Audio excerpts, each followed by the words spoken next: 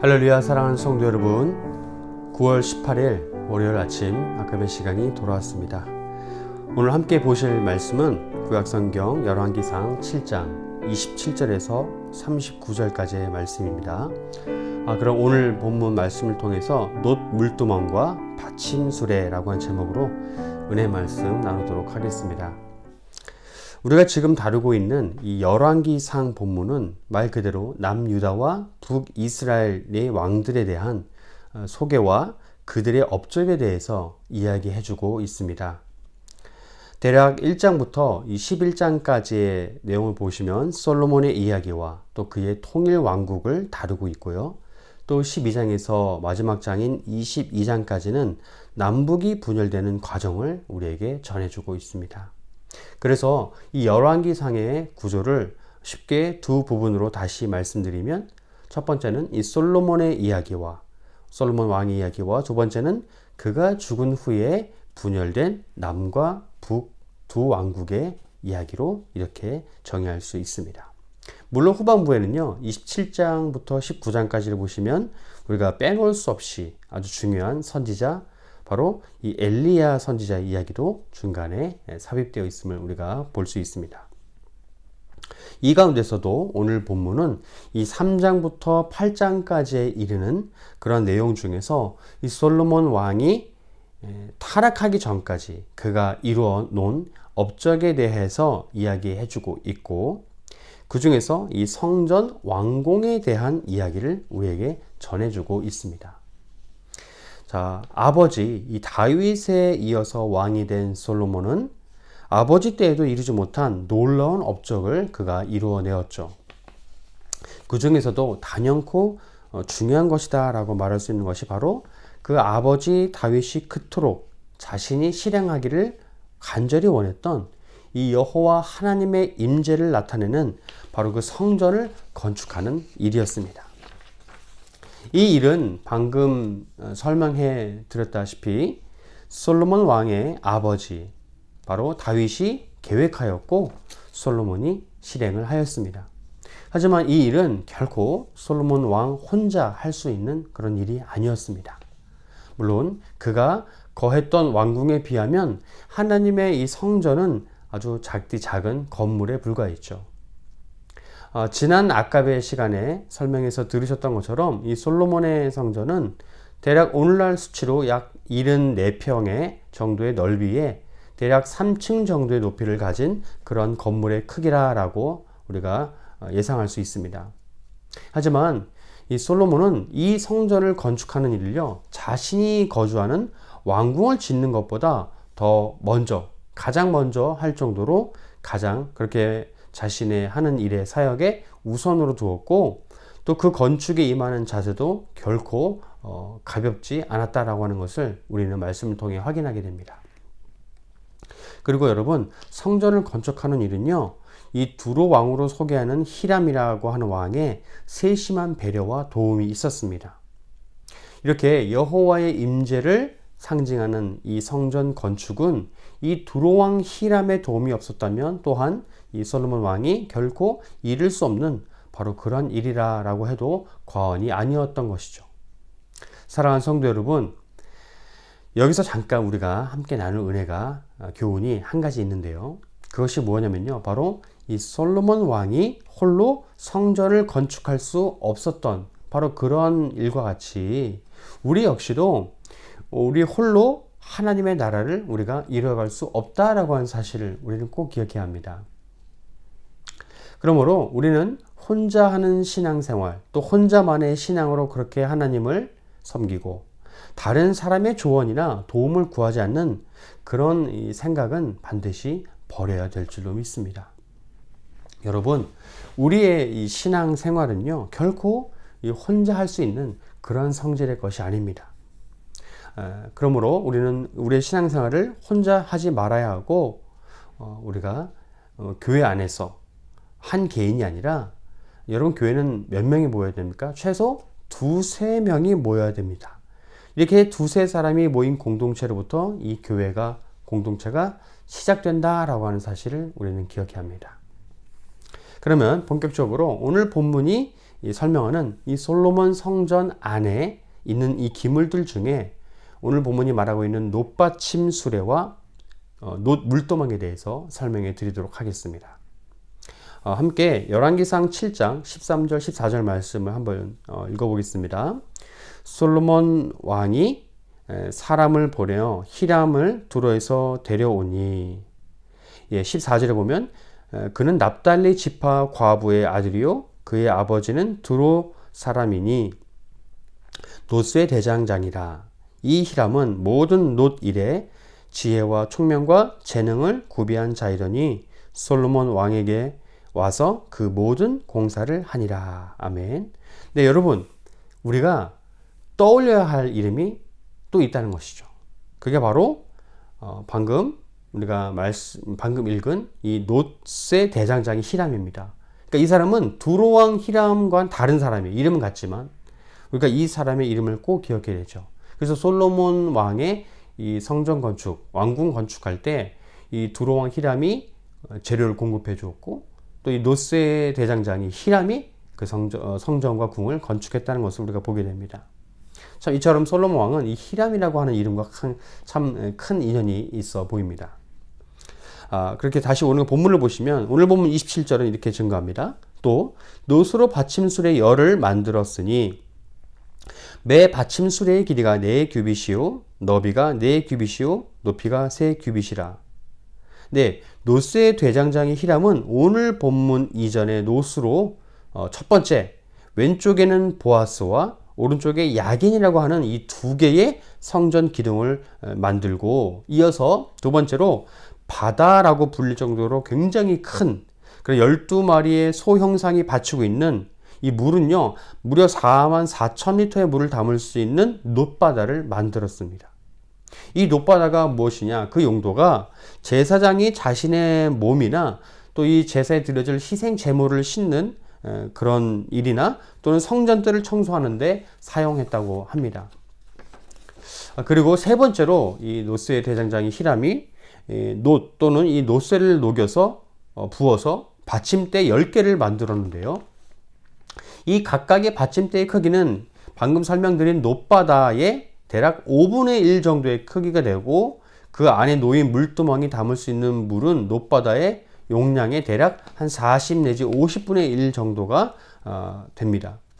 그리고 이 각각의 수레 받침대에 놓인 물두멍들은 이 보아스와 야긴 이 두 기둥의 성전 기둥의 옆으로 각각 5개씩 배치가 되어 있습니다.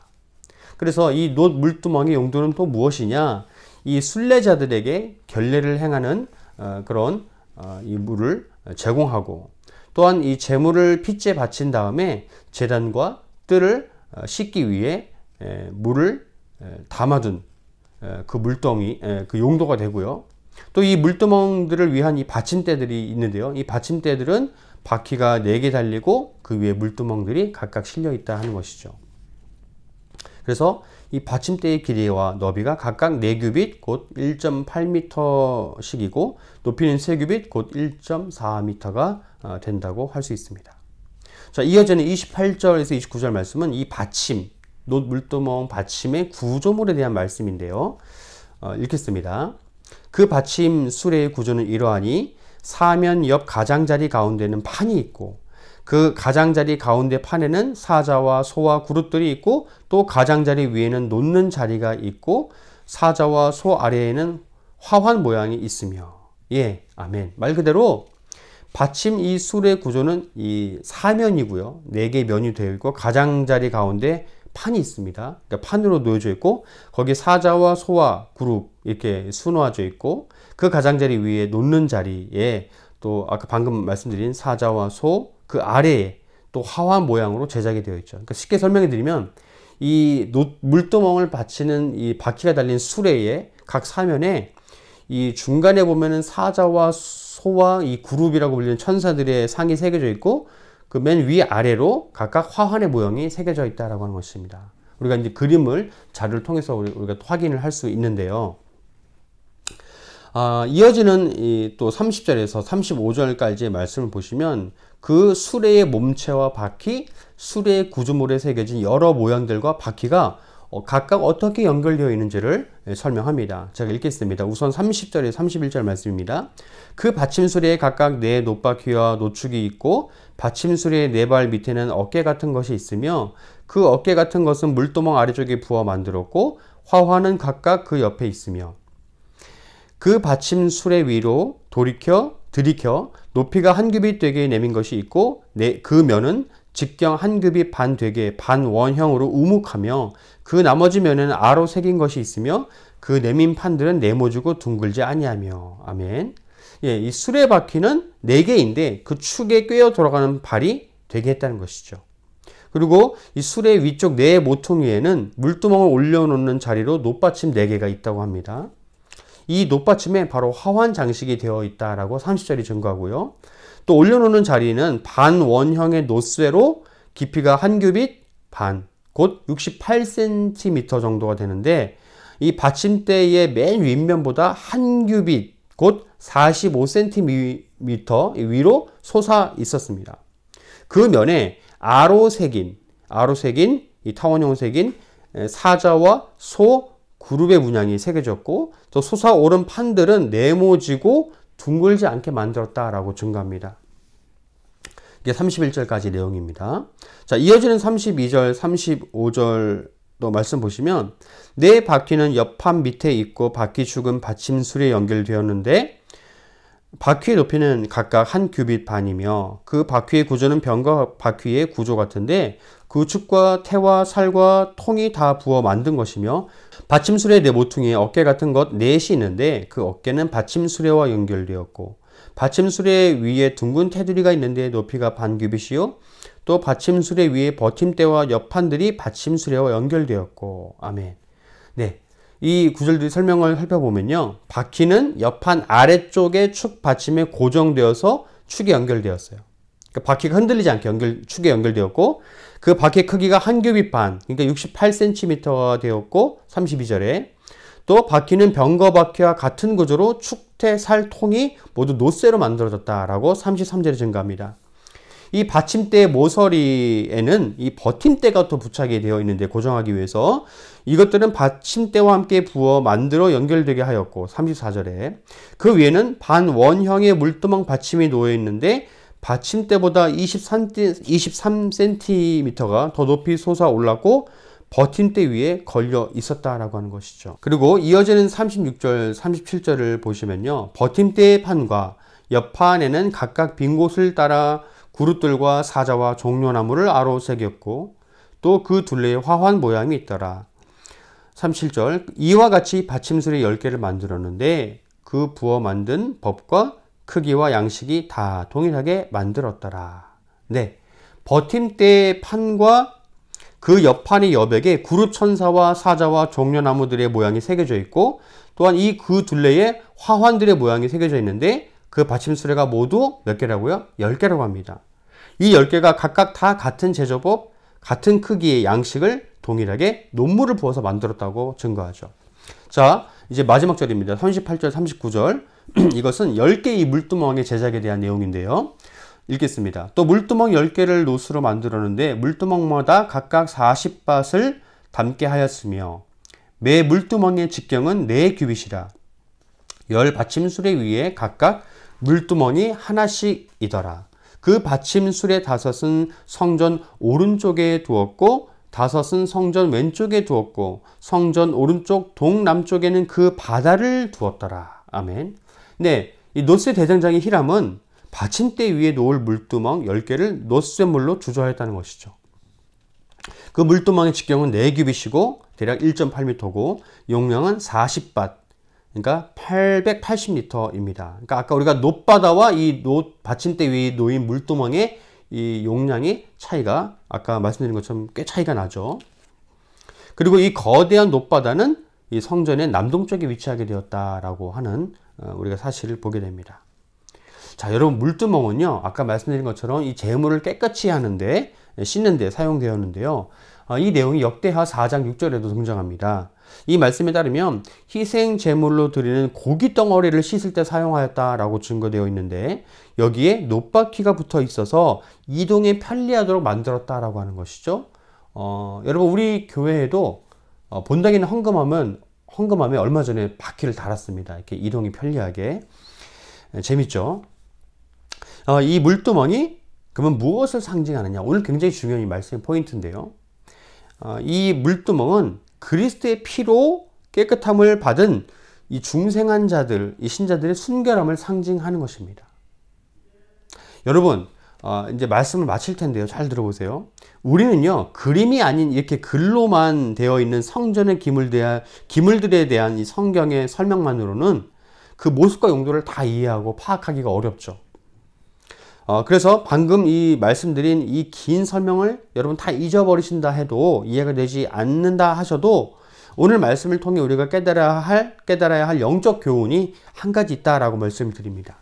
그것이 뭐냐? 바로 성전의 정결이 너무나 중요한 것과 같이 이 구약의 성전 기물에 관한 내용이 신약에서 그리스도의 모형이 된다라고 하는 것입니다. 자, 쉽게 이해하시기 위해서 제가 말씀을 읽어드릴 텐데요. 뭐냐? 히브리서 8장 5절 말씀인데요. 들어보세요. 그들이 섬기는 것은 하늘에 있는 것의 모형과 그림자라. 모세가 장막을 지으려 할 때에 지시하심을 얻음과 같이 이르시되 삼가 모든 것을 산에서 내게 보이던 본을 따라 지으라 하셨느니라. 또 히브리서 9장 23절 말씀입니다. 그러므로 하늘에 있는 것들의 모형은 이런 것들로서 정결하게 할 필요가 있었으나 하늘에 있는 그것들은 이런 것들보다 더 좋은 제물로 할지니라. 아멘.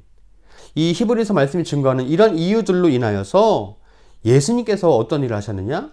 바로 이 공생의 사역 시작 부분에 그가 어딜 가셨습니까? 성전에 들어가셨죠. 그리고 그 성전에 들어가셔서 성전을 청결케 하셨습니다. 왜요? 성전이 이 재물 파는 자들로, 헌금 바꾸는 자들로 이렇게 이 의미가 퇴색되고 변질되었다라고 하는 것을 예수님은 바로 잡으신 것이죠. 왜요? 성전은요, 바로 거룩하시고 흠없는 하나님의 임재를 상징하는 곳이기 때문입니다. 이처럼 여러분, 오늘 우리가 본문 말씀을 통해 설명을 들은 것처럼 이 모세 시대의 성막, 또 솔로몬 시대의 성전, 그죠? 후에 또 성전이 다시 지어지죠. 스룹바벨 성전. 결국은 다 회파되지만 그 안에 있던 이 구조와 기물들의 모든 내용이 다 영적인 의미가 있다라고 하는 사실 우리가 알아야 합니다. 그래서 그 물두멍, 놋바다에 있는 물들은 무엇을 의미하느냐? 바로 정결케 되어진다는 것을 의미하는 것이죠. 그래서 여러분, 이처럼 물처럼, 생명의 물처럼 우리 예수 그리스도의 보혈이 우리를 또한 깨끗게 한다라는 사실을 기억하시기 바랍니다. 요한복음 4장 14절 말씀이 증거하죠. 내가 주는 물을 마시는 자는 영원히 목마르지 아니하리니 내가 주는 물은 그 속에서 영생하도록 솟아내는 샘물이 되리라. 아멘. 여러분, 예수 그리스도께서 주시는 물이 우리를 영생케 한대요. 그리고 예수 그리스도의 보혈이 우리를 죄로부터 깨끗게 한다는 것입니다.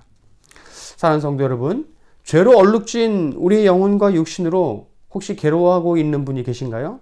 그렇다면 여러분, 이 오늘 구약의 말씀이 증거하는 이 정결 도구인 물두멍과 놋바다가 가리키는 그 예수 그리스도의 보혈을 꼭 기억하시기 바랍니다. 우리의 모든 죄는요, 피보다 더 진해서 지울 수가 없죠. 하지만 오직 한 가지, 예수 그리스도의 피로서만 우리의 죄가 정결케 되어진다는 사실을 꼭 기억하시기 바랍니다. 이 교훈을 기억함으로 우리의 모든 염려와 죄를 우리 예수님께 맡겨드리고 올려드리는 신앙으로 나아가시는 저와 우리 모든 성도님들 되시기를 주의 이름으로 간절히 축원합니다. 아멘. 기도하시겠습니다. 사랑의 하나님, 감사합니다. 오늘 구약 말씀이 증거하는 성전 기물의 의미가 오늘 나와 상관없는 것이 아니라 그 모든 게 다 그리스도와 그리스도의 사역을 예표함을 알게 하여 주시고 그 그리스도의 보혈로 정결케 되어지는 은혜가 내게 임한다는 진리도 깨닫게 하여 주시옵소서. 감사드리며 이 모든 말씀 거룩하신 주 예수 그리스도 이름으로 기도드리옵나이다. 아멘. 오늘도 말씀으로 승리하시고 내일도 말씀으로 다시 나아가시겠습니다. 감사합니다.